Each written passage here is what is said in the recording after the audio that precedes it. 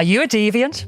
You know, like those of us who binge watch serial killer programs, laugh at the stupid shit people do, and revel in anything adult? Well, you found your people. Join us as we crack open the door to the padded cell and release the insanely stupid, the weirdly wonderful, and those who choose to live outside societal norms. We'll delve into the strange, the macabre, the sexy, and the outrageous. So, if you're a deviant, then you have your place with us in the padded cell.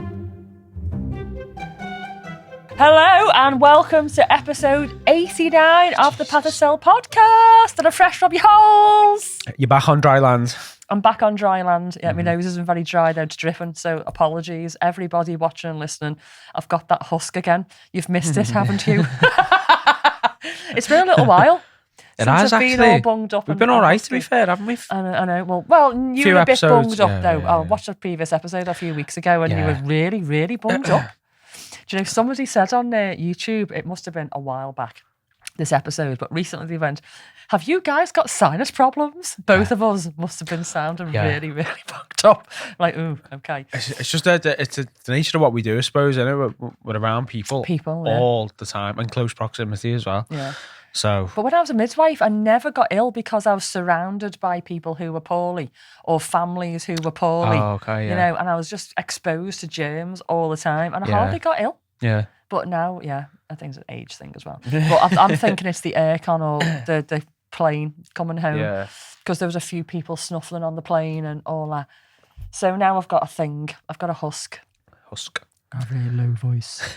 That wasn't very low, actually, was it? It sounded low to me. Anyway, so I'm fresh off my cruise. Yeah. But I'm not going to go on and on and on about my holiday because, you know, we've got a whole episode of other stuff to get through. And you don't want to hear all about the cruise, but I'm just going to highlight a couple of little things. Yeah. So I want to hear about the cruise. Do you? Well, I can tell you another time. Yeah. Coffee, can't I? Yeah. But we went for 2 weeks and it was two separate cruises that we did back to back. So it wasn't one cruise. Oh, okay. So half the cruise disembarked halfway through and we stayed on. Oh, okay. There was about 40 of us that stayed on. The graveyard shift. And it was great. Nobody else on the ship at all. We had the sun lounges to ourselves. It wasn't a sunbathing holiday.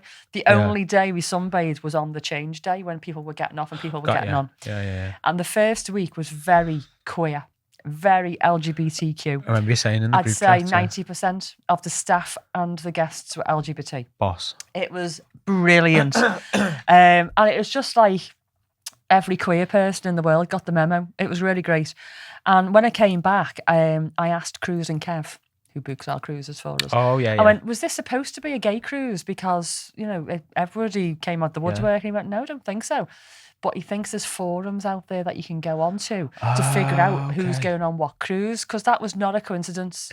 Honestly, it was brilliant. It wasn't just a pocket of them. No. There was a pocket of straights. We don't mind Thinking, that, oh though. shit, we've come on the wrong cruise, you know.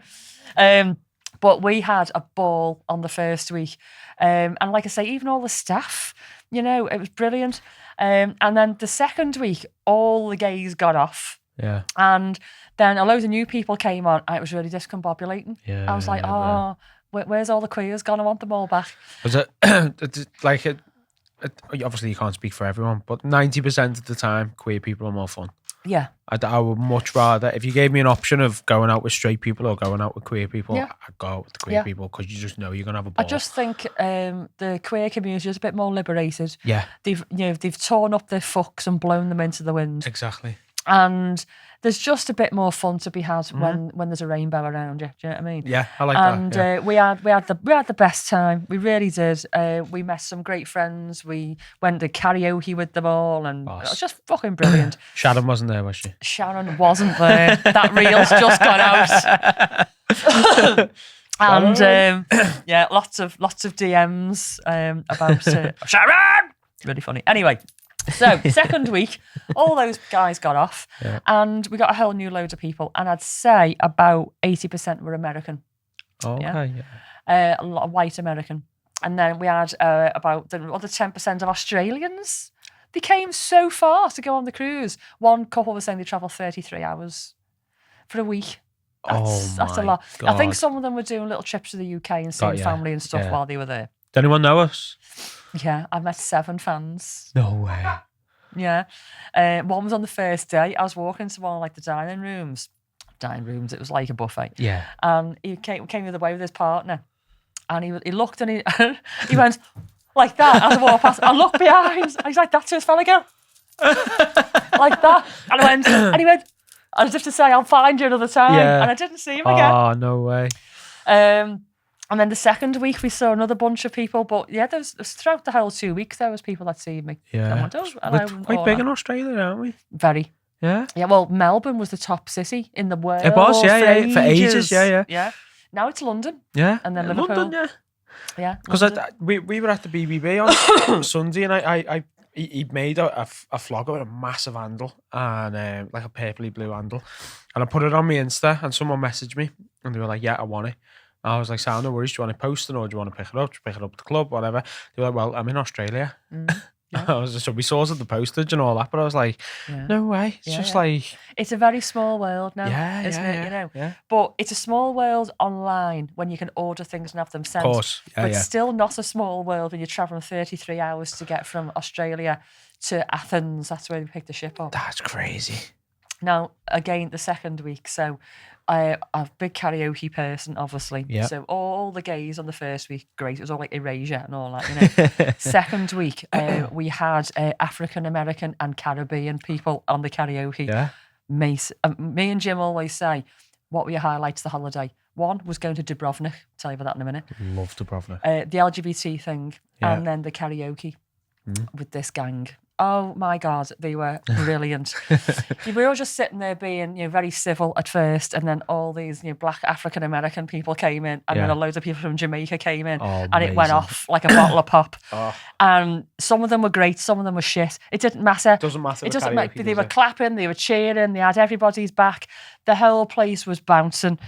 And it's one of the best nights I've had on holiday ever. Amazing. It was brilliant, and we made friends, and you seen them walking past you in the day. Nice.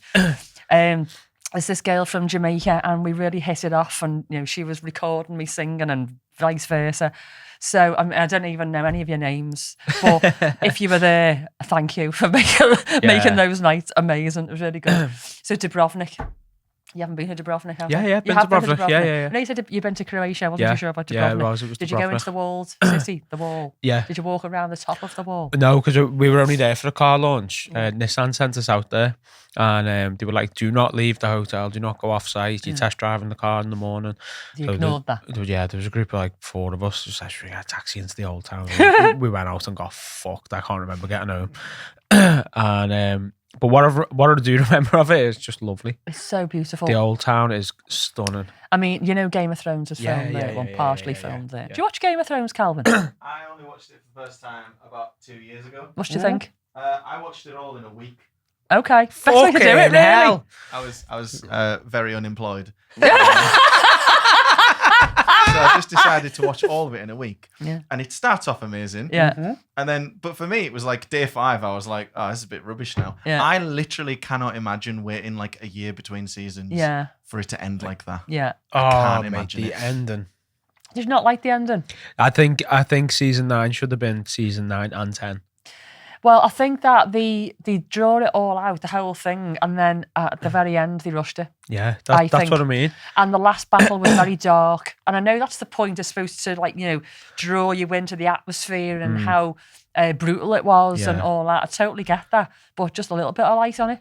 Yeah. I mean, the best bit of that, I think, of season 9 is when the Dothraki are there and they're like, right, we'll fucking go, and they ride off, and you see all the torches in the distance, and you're like, here we go, the Dothraki are gonna fucking dwindle their numbers, and just see all the torches just fade out, and it's like, shit, they were like the most badass army. Yeah, in the whole. The way Westeros. That's done, it was so simple. Yeah, it sent a big message. Didn't it? It was really good. Yeah, I've been watching. Both of us have been watching House of the Dragon, the spin-off as well, which is 200 years before. Started that, yeah. Brilliant. It's the Targaryens, isn't it? Really good. Matt Smith's in it, ex-Doctor. Yeah. Really good. We've actually watched it on the ship, believe it or not. We've been to Dubrovnik and then watched that. It was great. Oh, yeah. But Dubrovnik, lovely. If you've never been and you're in that side of the world, you need to go to Dubrovnik. People always go, oh, it's dead expensive and all that. It's no more expensive than London. Yeah. in fact, a bit cheaper than London, Yeah, really. probably, yeah. And you get this amazing place, an amazing, scenery, and the shoreline's amazing. Isn't it? Really lovely. And we went up onto the wall, walked all the way around, got loads of pictures. And honestly, my internal dialogue the whole way around was Game of Thrones. Yeah. Do do do do do do do do do do do do the whole way around. And it was quite hot as well. Yeah, it's nice. So, what I like about cruising is that you go to places that you wouldn't normally think of going to, or you can't be bothered, or whatever. Yeah. And you figure out where you'd go back to on holiday.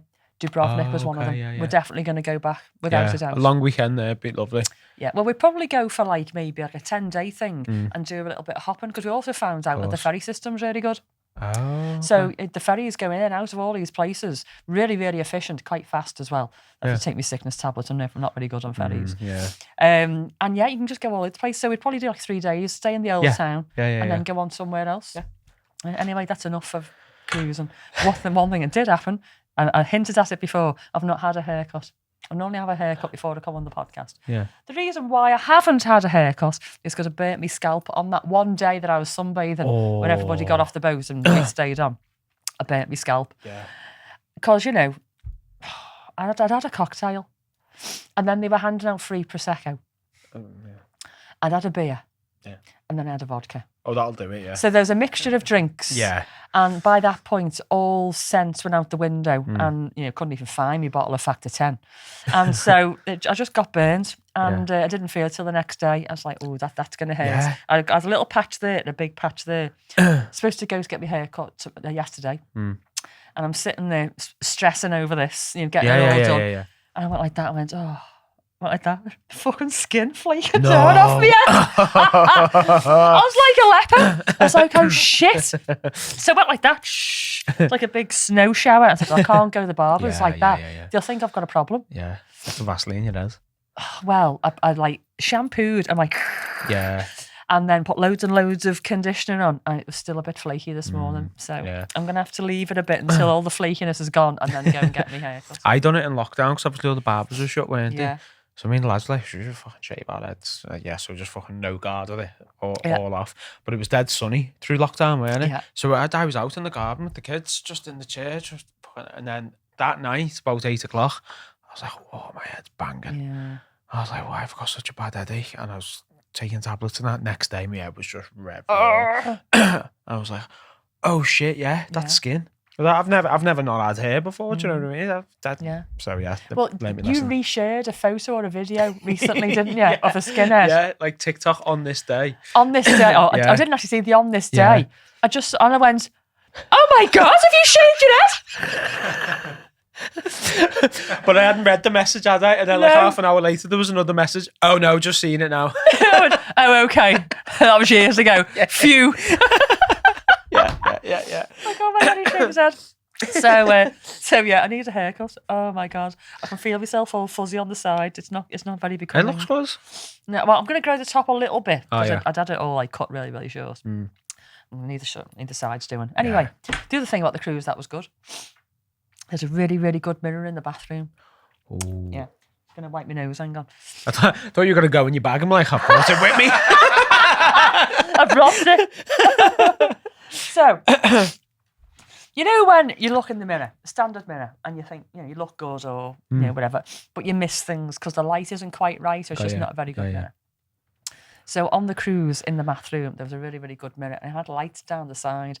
It was like a natural glow. It wasn't like white light or anything like that. Warm light. Yeah. So it was a good mirror because, if you had like a spot or whatever, it would go spot, and you'd cover it up or whatever. Yeah. But it also highlighted your imperfections. Oh, yeah. Nice. So I have like a bit of a face fluff. Does Mrs. G do that thing, dermaplane? Dermaplane, yeah, she does, yeah. So I did do that, but I found that my fuzz came back even fuzzier. Oh.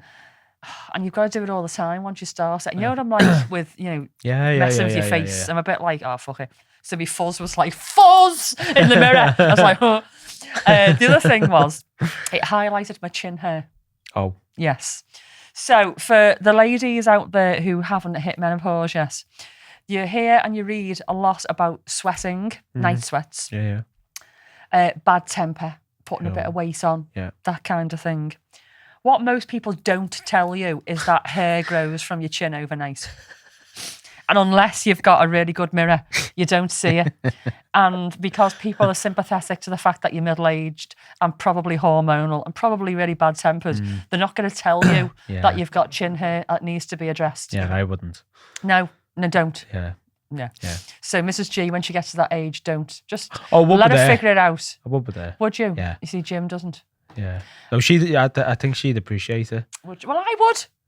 I mean, if you said to me, you've got a chin hair that needs addressing, I'd feel fucking embarrassed. Probably like, oh, nice one. That's what friends are for, you know? Yeah. So anyway, I thought before the holiday I had suitably groomed my face, plucked my eyebrows and my chin, all that, you know, until I saw myself in the mirror and I went, fucking hell. I thought... What was the point? I thought I only had about 5 regular hairs that erupted overnight. Yeah. No, that was just in one place. I've got a fucking beard, basically, going on. So I came out of the bathroom one day and Jim was like that, going, you know, like, it was all red. Everywhere. I went, fucking hell, the chin hair. I said, that mirror's great. I've just been plucking my chin hair for half an hour. So that brings me on to, have you met Neil the Builder that comes into the club? Possibly. He does work in the club. He's not a guest. Possibly seen. But he's a good friend of ours now and he comes round. Yeah. Now, when Neil used to first come round, I would put a bra on. Yeah. And, you know, I'd make myself a bit more, you know, suitable for guests. Let's say, yeah. Semi-presentable. Yeah. But just recently, just before we went away, Neil came round. And we're that good friends now. I was in my pyjamas. I didn't even put a bra on. Yeah. And he happened to catch me right in the middle of a chin hair plucking exercise. So like, the bell went and I went, oh, fuck. And I had a big red chin anyway. Yeah. And I thought, oh, he's going to know. Yeah. So he just came in. He sat down in the rocking chair, got a little rocking chair. So you know that you've got a good friend when you just pluck your chin hair and you don't even stop. Just carry on. Right, where was I? I just carried on. I said, I'll even put a bra on. No. That's when you know you've got a friend. That's a good friendship, do that. Yeah. Anyway, right, let's move on to On This Day. This is going out on the 29th of May. Okay, yeah. What date's the day? 20th. There you go. So we record in advance, obviously. Yeah. And 29th of May. Oh, just while I'm on there. The next live, just to remind you all, is on the 2nd of June. So for those who are on Patreon or those who aren't on Patreon but want to join us on our live, 2nd of June, Monday, is our next live episode. So, 29th of May in 1886. Now, you wouldn't have heard of this person, John Pemberton. No. So, John Pemberton, on this day, began to advertise his new patent medicine in Atlanta, in the US. And this new medicine would go on to be called Coca-Cola. No way. Did you know that Coca-Cola was originally a medicine, not a drink? Have you heard this before? I've heard stories of that, yeah. Okay. So, this guy, back in the day, born in 1831 in Knoxville, Georgia. He was a pharmacist. They called them chemists back then, it says here, but I'm like, we call them chemists here. Boots the chemist. Yeah. Anyway, eventually he opened his own drugstore. Very respectable guy. But when Civil War broke out, he joined the Confederate Army and became a lieutenant colonel. No way. In 1865. Towards the end of the war, he had an injury. He got like this big slash across his chest by a sabre. He survived, but he's in an awful lot of pain. Yeah. It was a really, really bad injury. Really bad. And to manage the pain, doctors prescribed him morphine. And a lot of the war vets at the time became really badly addicted to morphine. Yeah. Very quickly. Yeah. And he didn't like the idea. Obviously, he was a chemist. He knew how much of a downward spiral that could be. Yeah. And he loved a good experiment, so he started to try and find a cure for himself. And he started tinkering with various mixtures. And one of his early formulas was called the French wine coca, a blend of coca leaves, which obviously contain cocaine, cola nuts, which have got caffeine in, and alcohol. It's a little bit of a pick-me-up, he said, to take the edge off things. I'm thinking like, there used to be somebody came into the club years ago that had red wine and Red Bull. It was like rocket fuel. Oof. Yeah. Bit of a bad idea, really. Yeah. Anyway, he created this thing. I did work But just when he was getting started, Atlanta passed what they call a temperance law banning the sale of alcohol. Right. So he had to like think the whole thing through again and take the wine element out of it. Yeah. And he reworked the formula in 1886 and came up with the non-alcoholic version, which is very similar. Had the Coca-Cola, sugar, had citric acid, and a few other secret ingredients, it says. He brought it to Jacob's Pharmacy in Atlanta, where it was mixed with carbonated water, and then he started selling it for 5 cents a glass. No way. But still had cocaine in it. So it didn't have the alcohol in it, but it had the cocaine in it. I always heard that story and never ever thought it was true. Just thought it was. It is true. So it was advertised as a temperance drink and marketed as a cure-all. And it could supposedly relieve headaches, exhaustion, and even impotence. Yeah. And it contained cocaine until 1904. Jesus. 1904? You could just buy it. Mental. 5 cents a glass. Yeah. Anyway, before it really, really kicked off and became the giant that it is today, he died only a couple of years afterwards. He was still battling addiction, even though he created this thing. He still had a morphine addiction, and his health was failing really bad. And he needed money, basically, to feed his addiction and to try and get this thing off the ground. So he started selling off the rights to the formula. And one of the buyers was Asa Candler, a businessman who had a knack for marketing. And it was him that basically rocketed this thing out there. Yeah. And it turned into what we know today, Coca-Cola. So there you go. It used to be full of cocaine, and it was sold as a medicine. Yeah. That's crazy. Mad that, innit? Yeah. So, I used to be really addicted to Diet Coke. Did you? Yeah. Really, really badly addicted from when I was quite young. Yeah. When Diet Coke first came, I was addicted to Coke. And then when all my molars started coming through, they came through rotten. I had to have them all taken out. That's the story that I told when I went to the dentist, have your teeth taken out, and I pegged it in the chair. Yeah. But it left loads of room for my wisdom teeth. So I've got all my wisdom teeth, but they've all come through straight because I've got big gaps from that. Yeah. Then Diet Coke came out, and I was really addicted to that from when I was really young. And then when I was about 18, 19, I found lumps in my boobs, and I was like, ooh, what's that? Anyway, went along to get checked, and there were cysts. And they said that, they asked what I was drinking. I said, I'm drinking Diet Coke. Caffeine, aspartame, it can cause things like cysts, cut it back. No, I couldn't, I was addicted. And at my worst, I'd be getting 2 litre bottles, and I'd probably go through 2 or 3 of them a day. And then when I was a midwife, I'd go out with a little bottle. In my lunch hour, I'd get another bottle, maybe a couple of cans through the day, go home, polishing off bottles.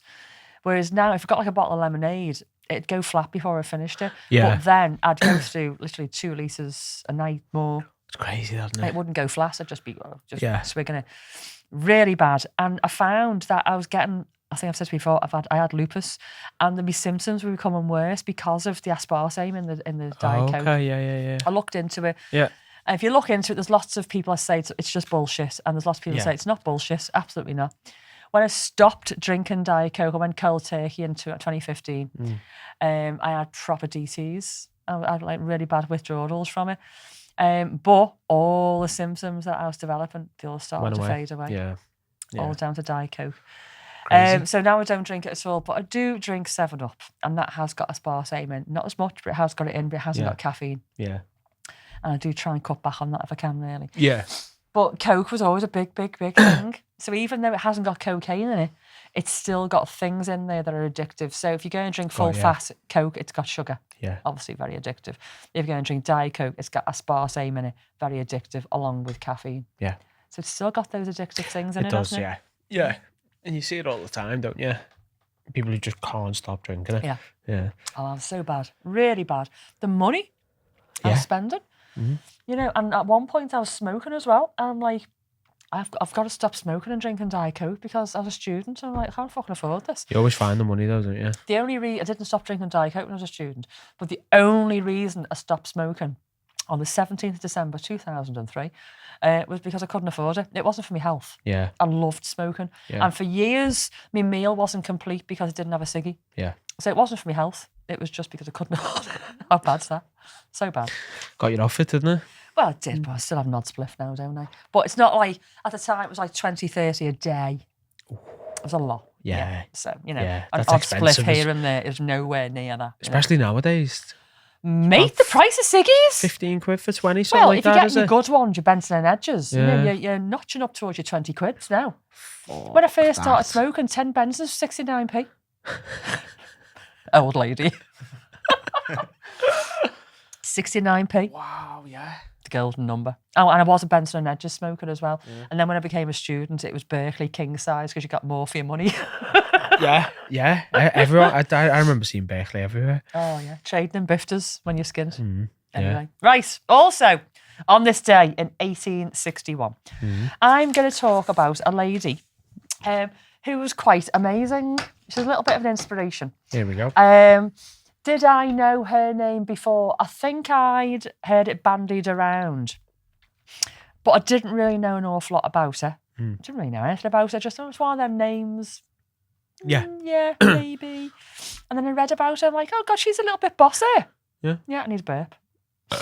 Oh, excuse me. Oh my God. Oh, that was like one of them That was gassy ones. guttural, yeah. Where all the bubbles come up with it. I'm so sorry about that, fans. Oh, there'll be someone who's into But it. you know, you're here for it. Oh dear. I'm really sorry about the sniffing and the coughing and everything. I can't help it, but you know, I'm here. Oh, yeah. I'm here. I'm doing it. Yeah. I can feel it really coming on now as well. I don't know what this is. I'm so sorry. I'm really glad that the microphone covers are ours and not yours, Calvin. Yeah. So, yeah, I'm so good sorry. point, Just yeah. disinfect the desk You afterwards. can do what you want to those microphone covers. I can do what I want. Yeah. Clip that.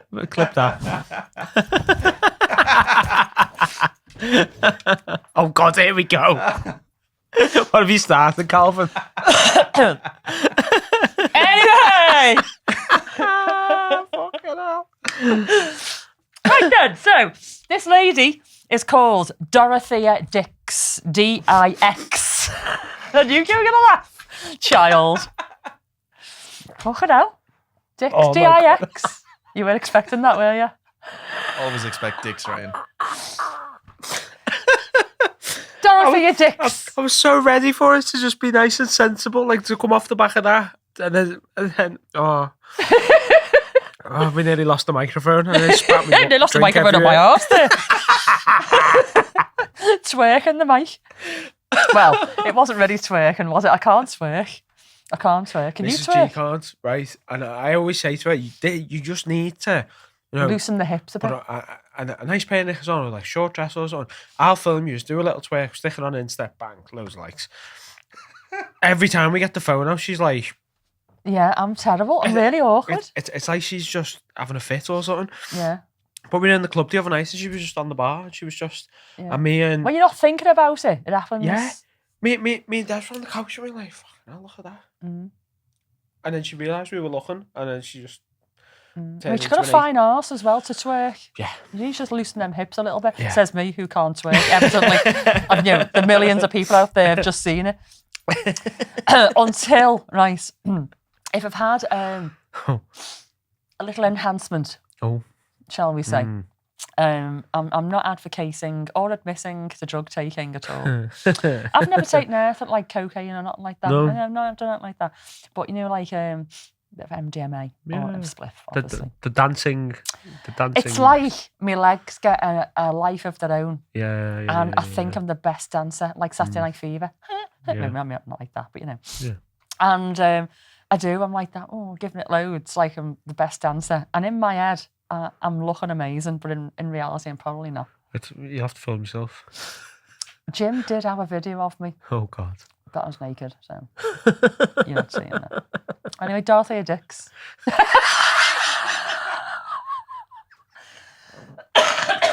We just call her Dot.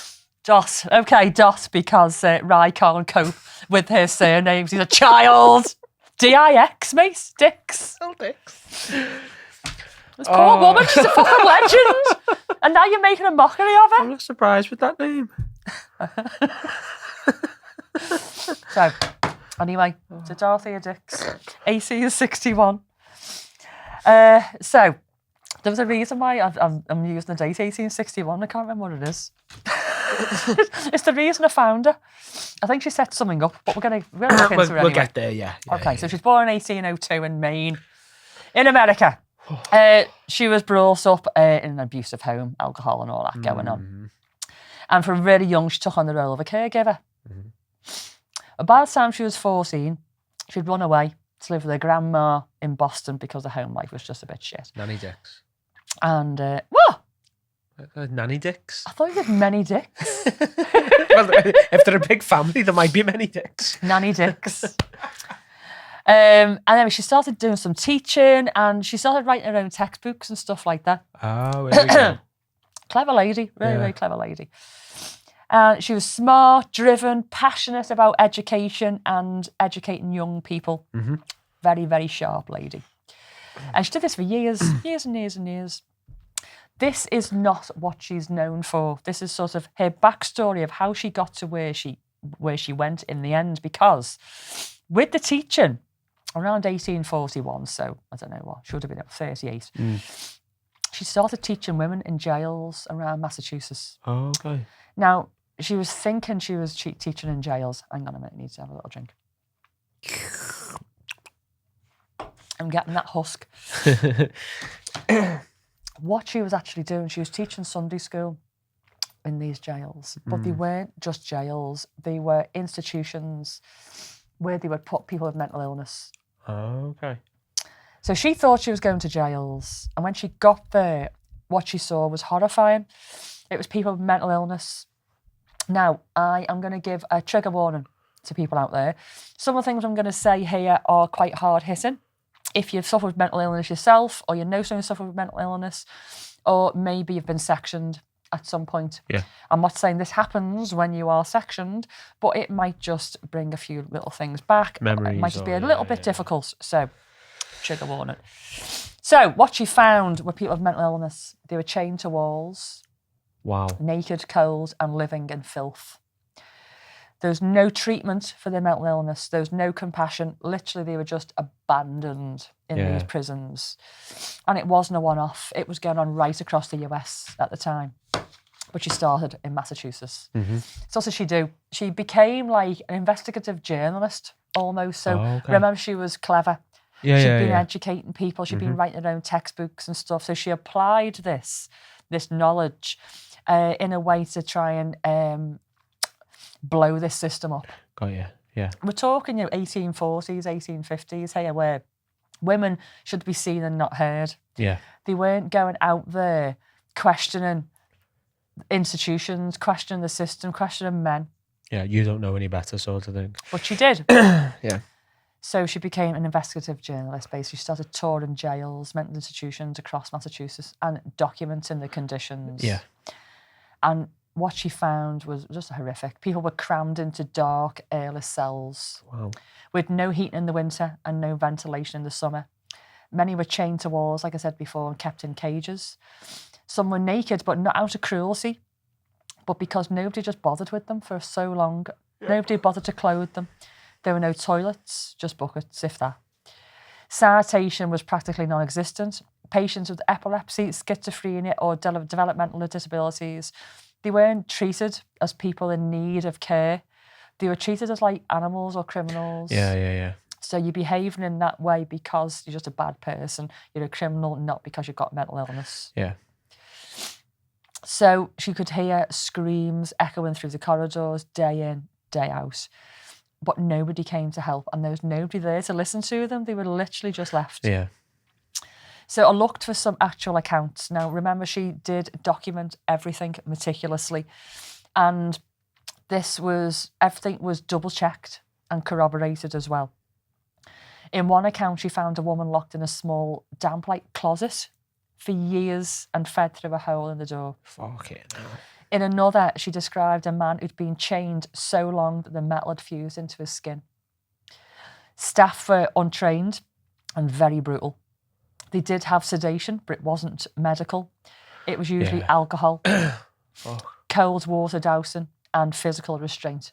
That was basically how they sedated people, to just shut them up, chain them, or whatever. No concept of therapy at all, just control. I mean, people pay good money for that nowadays, don't they? They do, yeah, I was thinking that. So, like I said, her records were meticulous. And in 1843, she wrote this thing, memorial to the hang on a minute. She wrote memorial to the legislature. I can't say the word. Legislature of Massachusetts. So this is basically a document that she put to this place in Massachusetts. It says, I proceed, gentlemen, briefly to call your attention to the present state of insane persons confined within this Commonwealth. I ask your attention to the present state of insane persons in cages, closets, cellars, stalls, and pens, chained, naked, beaten with rods, and lashed into obedience. In another instance, she wrote, I found near one of our large towns a woman who'd been confined for more than 20 years in a cage. Her only bed was a few rags, and her only nourishment was bread and water. Jesus Christ. So they weren't sensationalised, like I said, they were verified and cross-checked. And they were precise, like really precise, detailed, full of statistics, personal testimonies, and very chilling, like first-hand descriptions of what she saw. Yeah.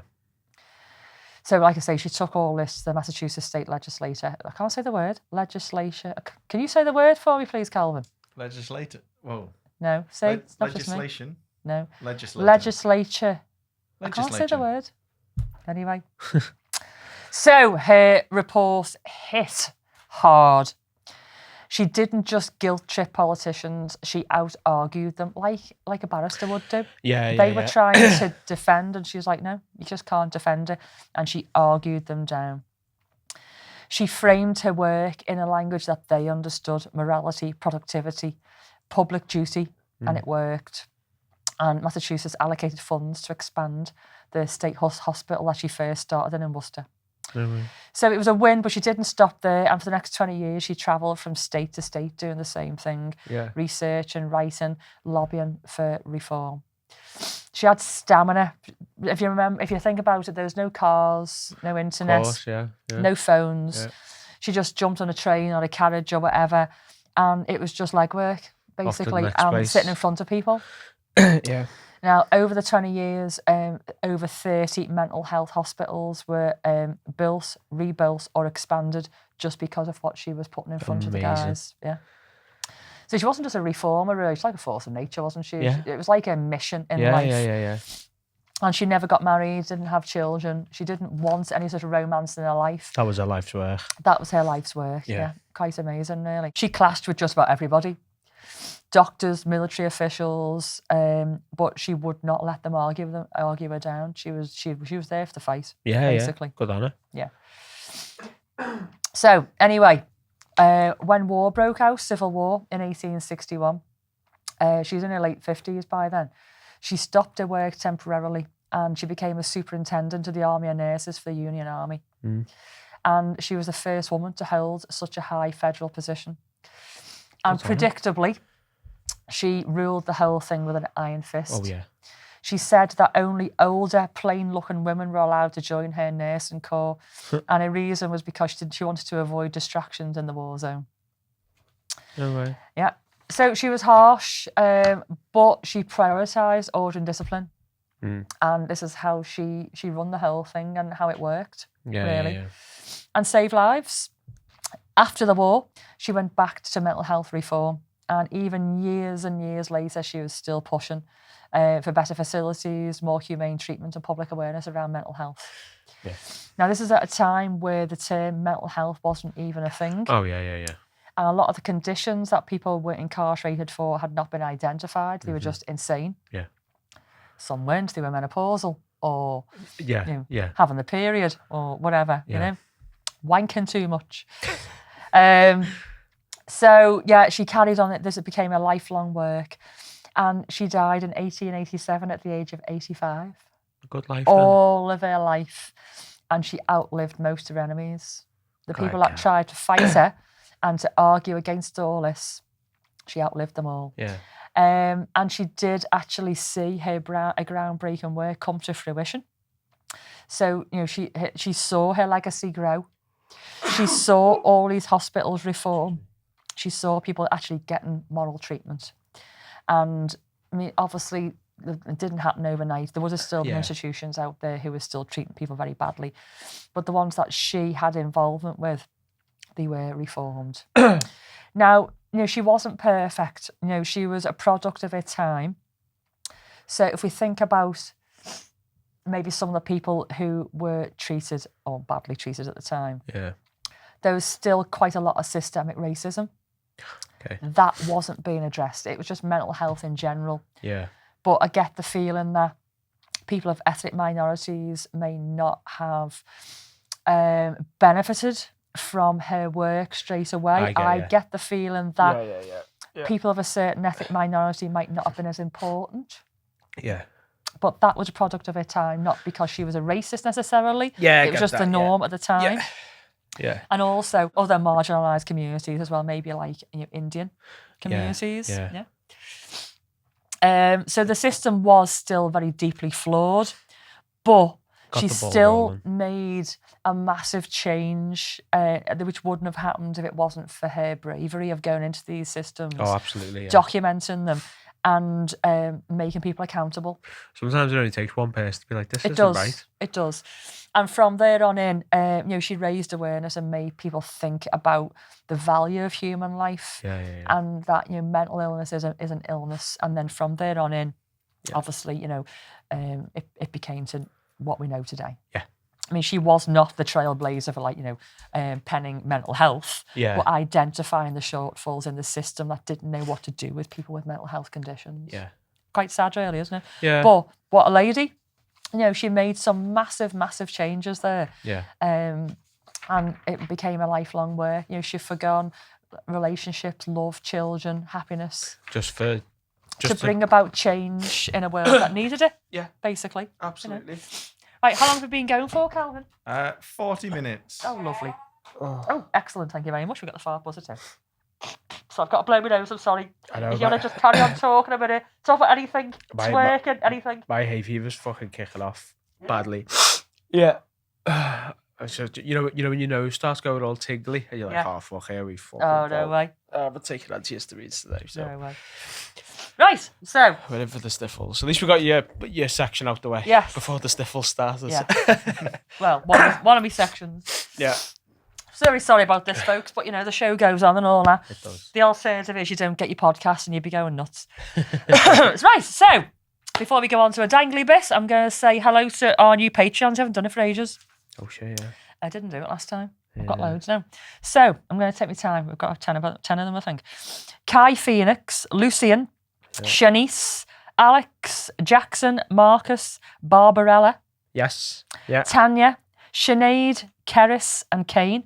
Woohoo! Nice. That was quite a list. Thank you, everybody. And to all the patrons who stick with us as well, thank you. Welcome on and board. And a little cheeky bump spank to our OGs with consent, of course. Right. I'm going to do a little dangly bit. I don't even know. I haven't thought about it. I just saw this little game and I thought we could do this on the podcast, but I'm not exactly sure how we're going to do it because I've not really thought it through. Okay. So, I don't need the game set up because we're not going to be doing it as the game says we should be doing it. So, this is Guess the Noise. Oh, okay. Okay. It's not just any noise. So, I'm going to give you some cards. Oh, okay. Let's see where this is going. In fact, I'll just give you half of them. Yeah. Just pick a card. Yeah. Shuffle them up. There you go. Right. And we could do the timer, Calvin. Mm-hmm. Maybe like 60 seconds, something like that. I know what it is, yeah. Okay, and you've got to do the noise and I've got to guess the noise. Fucking hell. The game's called Guess the Noise. Right, so I need a game show tune now.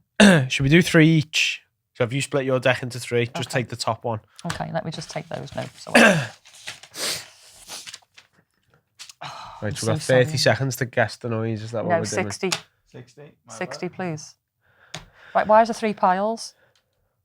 Because we're having 3 goes each, aren't we? So you take... Just take one from each. One from... Okay, right, you can go first. I'm making the noise. You're making the noise first, so I've got to guess. Fucking... Okay. Ready? Yeah. Go. You're doing the top one? No, I'm just pick them up. Oh, okay, because you get points for different things. Okay, yeah. Pop. Balloon. Yeah. Yeah, balloon popping. Okay, great. Yeah. So do I go again? Yeah, go on. Yeah. Keep going. Okay. I can't do that. Snake. It sounds like hissing a snake. Oh, It's a type of... a type of snake. Rattlesnake. Yes! Ooh. Right, we're going through them in 60 seconds. Yeah, Okay. yeah. Woo!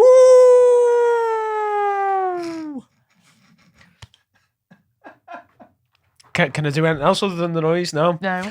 Woo! Firework? No.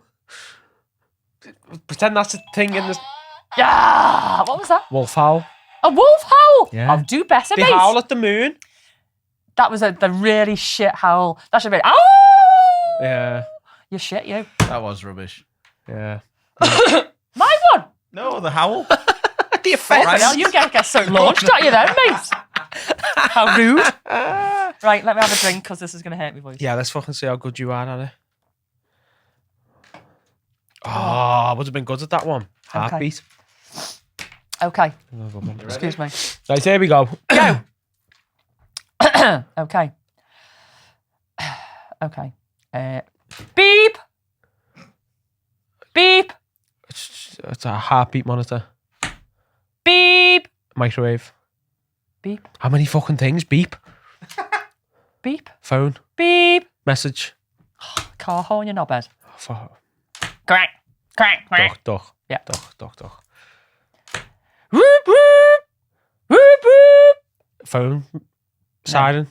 An An alarm. I want to be able to do the hand action. Go on then. No, because you're not allowed, really. Who says? Okay. Oh, train. Train Yeah. horn. Woohoo. There we go.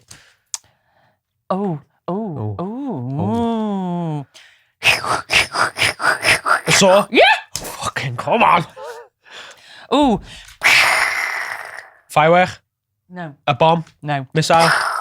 Torpedo. Asteroid. No. Thunderstorm. Ah. Ooh. Good that. That was good. That. Do you want to Yeah. go? Yeah. Do you want to go, Calvin? I'll have a go. Yeah. Do you want to do the noise or do you want to do the guessing?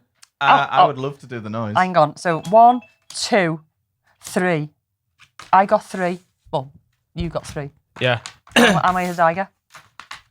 Your guesses? 3. but Okay, so we've got 3 each. 3 each, yeah. Okay. Calvin, do you want to do the noises? Yeah. Go on then. So are we playing against each other? For this? Yeah. Thank you. So it's first one to get his guess. Oh, okay. To get his noise. Okay, I like this. Yeah, Okay. yeah. Okay. Right. So you've got 60 seconds. You have 3 noises on each card. You can pick whichever one you want. Yeah. Okay. And we're gonna guess, and then we're gonna get a point if we guess. Yeah. Okay. Right. Hang on. We can breed that. Okay. Oh. I can. You ready? I'm gonna go for a different one. Okay. Right. And Here we go. Go. Whip. Yes. That was the exact same time. DJ, scratching. Yes. Ooh, very good. F1, Reverend F1 car, rally car, race car, Go cars. Less wheels. Motorbike. Same. Brains. Zombie. Very good. Braking. Brakes. Skidding. Cheap.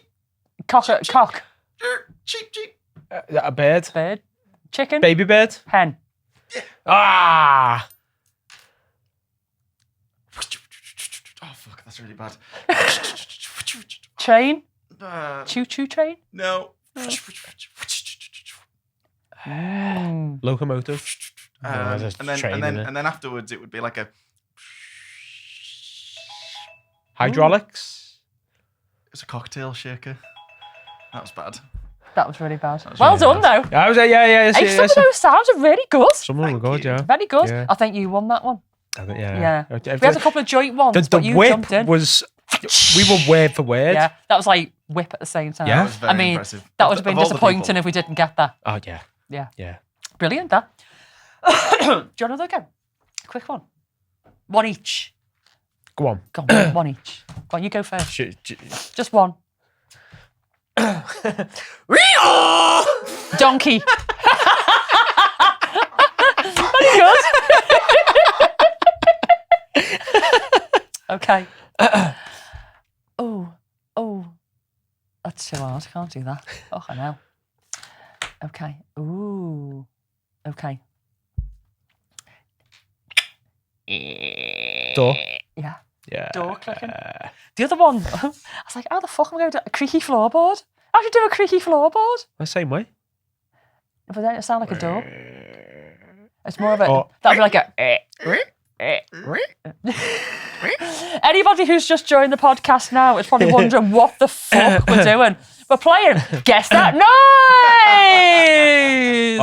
I need game show music. Carl Dog, can you do a T-Rex? Oh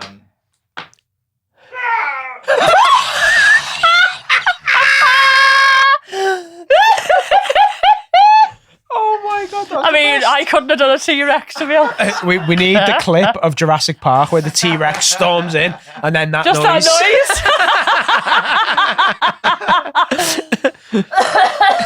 That was like one of the last episodes. We talked about Godzilla. Then we had Godzuki, the little one. Yeah. That was a Godzuki noise. That. Oh, clown horn. Oh, brilliant. Clown porn. I thought that was a card. Like, what? It's clown porn. These aren't supposed to be triple X cards. Horn. Ooh, that was good. That was good. Do that again. I need to clean my throat.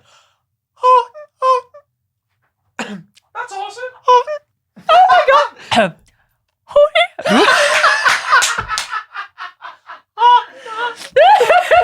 Okay, I can't do a horn. Right, let's move on. Oh, God. So, I'm going to do this quick if I can. We haven't really got an awful lot of time, but you know. Bit of a long Let's see episode, where we go. Yeah. Right, so it's another on this day who's going to lead me on to something else. Okay. And I've been threatening to do it for a little while. So on this day in 1953, New Zealander Edmund Hillary and Sherpa Tenzing Norgay made history by becoming the first people to reach the summit of Mount Everest. Amazing. Obviously the tallest mountain on Earth. Yep. And they did this as part of a British expedition. And fun fact, they actually reached the top today on the 29th of May, just in time for the Queen II's coronation. No way. It was like a nice little... Oh, okay. There you go, Queenie. Yeah, we done that for you. Yeah, congrats. Yep. Yeah. Did you find out how that guy did? Who He done it. Yeah, he did it? Yeah. He was at the last video I seen of him. He's at the 4th base camp, and then I seen him. It must have been about a week or two ago. He was back in the tent. He was like, "Yeah, I done it." So for those that haven't watched the last episode, I think it was the last one, wasn't it? Because you went first. I think it would have been. Yeah. This guy did this mega triathlon, didn't he? Across From, the world. England all the way to Everest. He swam, cycled, Nuts, marathons trekked, every day and all that. Crazy guy. and then climbed Everest. So he's done it. He's done it, yeah. Oh, made up for amazing. him. He looked like a wacky guy, didn't he, on that thing, on that video that we saw last time. But you need to be a bit wacky to do something like that. You do. What a guy. So, on the back of Everest, I hinted at this last time and I want to just go over it. It's called the third man phenomenon. Okay, yeah. Have you heard of the third man phenomenon, Calvin? Yeah. I have not. You haven't? I don't know. Okay, then. Ooh, going to teach you about something. Here we go. I don't know much about it, but I have heard it tossed about a bit. Okay. Have you ever had the feeling that you've been on your own, but you're not alone? Yeah. Oh, that song, the dance song. You're not alone.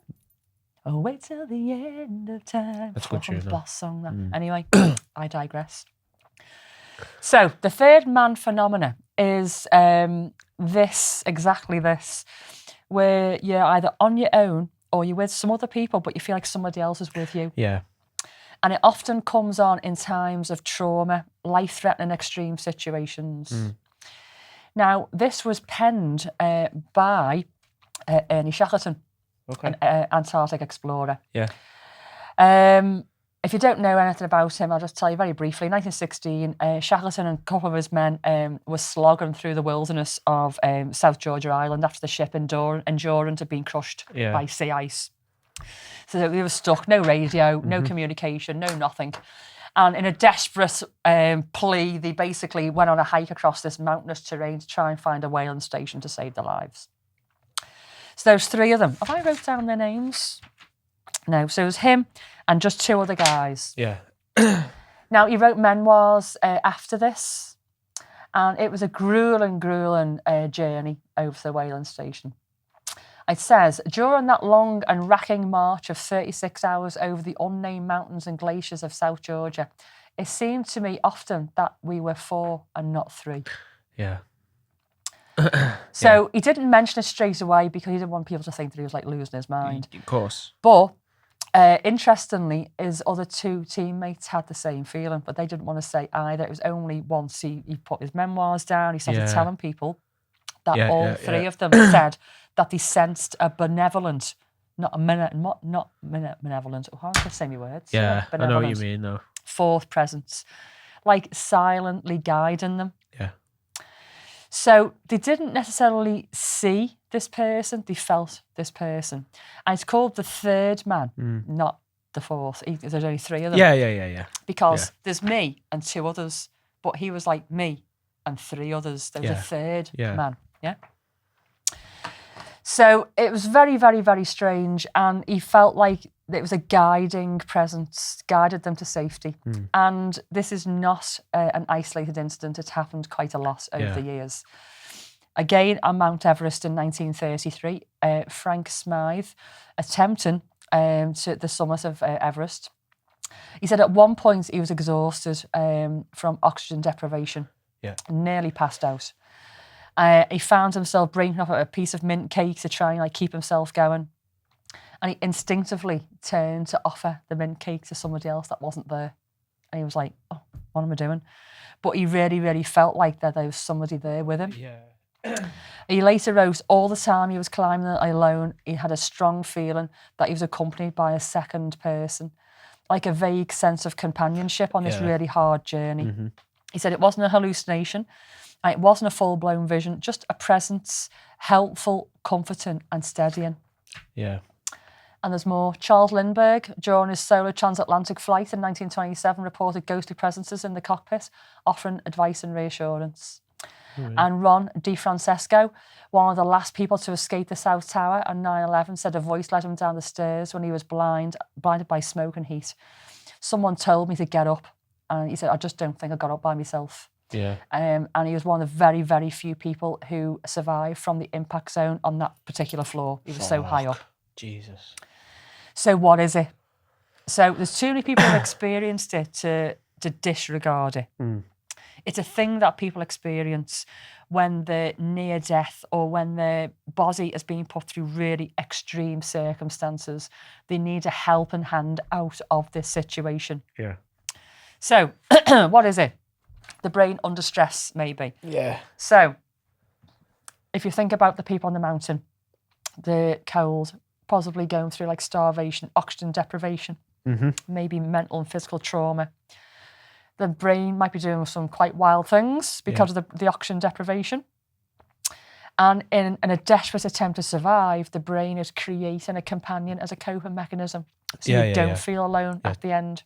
Yeah. Maybe your consciousness stepping outside itself to offer guidance and support, like an emergency backup system, if you like. Yeah. But it's not you necessarily. There's something there. A coach is saying, you're not alone, keep going, keep going. Now, there's this other thing, this psychologist, Julian Jaynes, in the 70s, he said that the ancient humans didn't experience consciousness the way we do now. I've read this before. Instead, they believed that the old consciousness actually heard voices.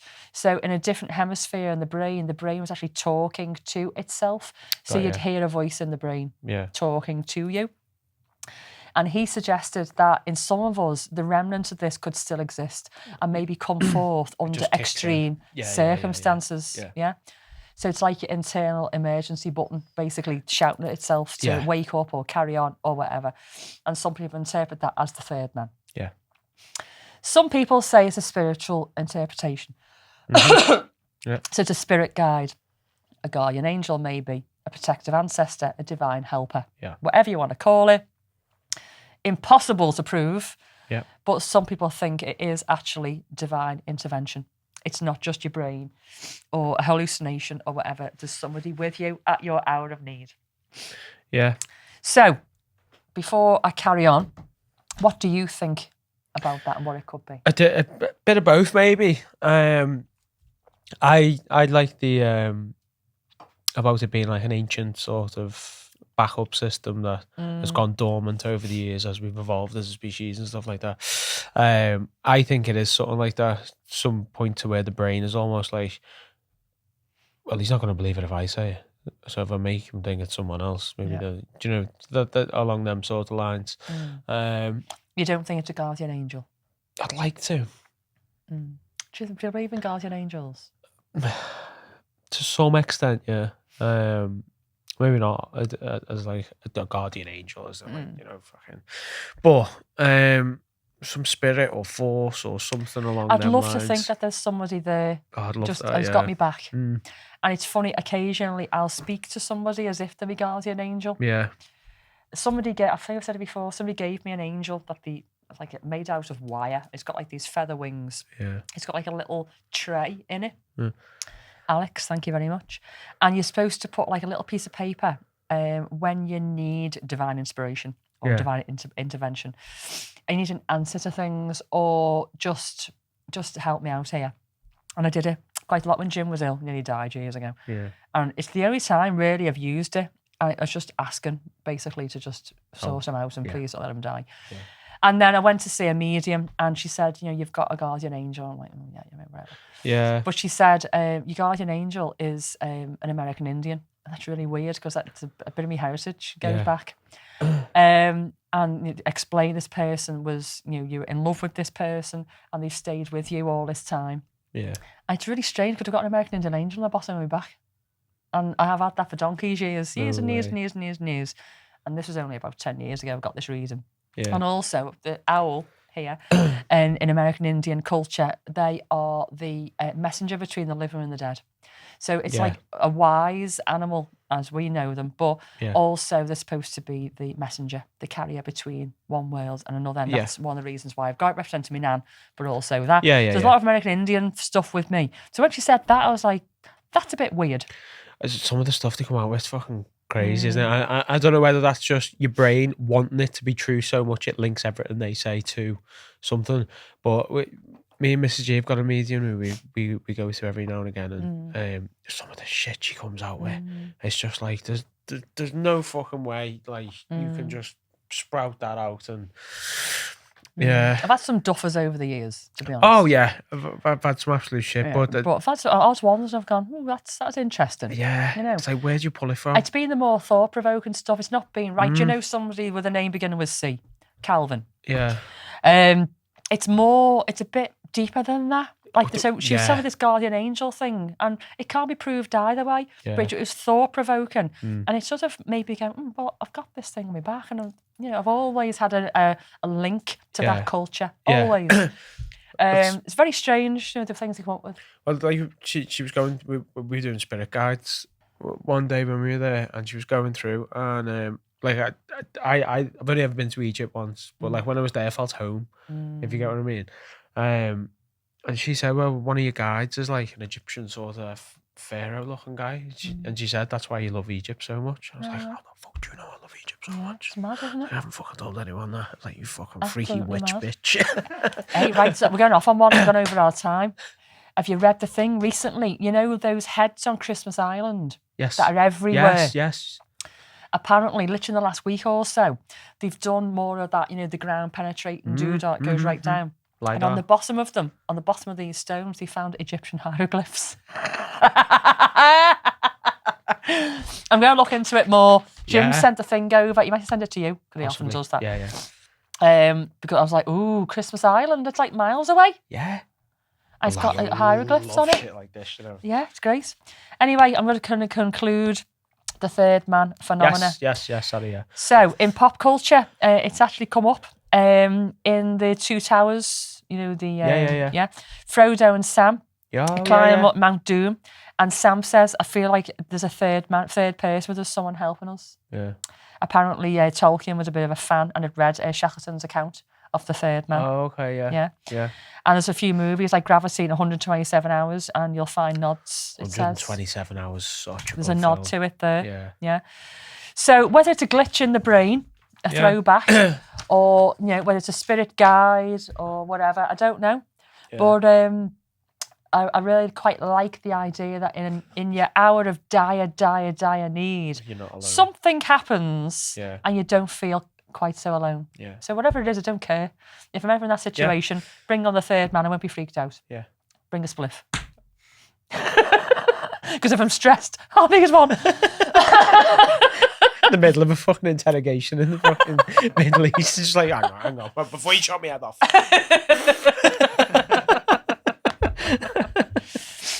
So, I don't think we've got time for a fetish factoid. So I'm probably going to leave that till next time. Let's save it, yeah. Sorry about that, guys and girls, but, time is against us and we've chatted a lot. That was a good ramble. And I need to blow my nose. I need to empty my face. I need to have a piss. I am bursting. Oh, there you go. That one was for free there, everybody.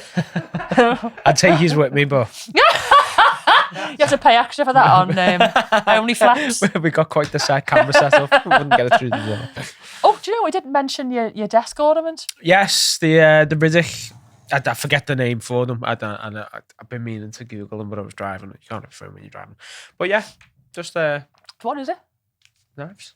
Yeah, no, but why? What, One of our friends was slimming down his knife collection in the club, and he's got a lot. Yeah. And he sent me a load of pictures, and I was like, I need them because I used to watch Chronicles of Riddick a lot. Ulax. Ulax, that's it.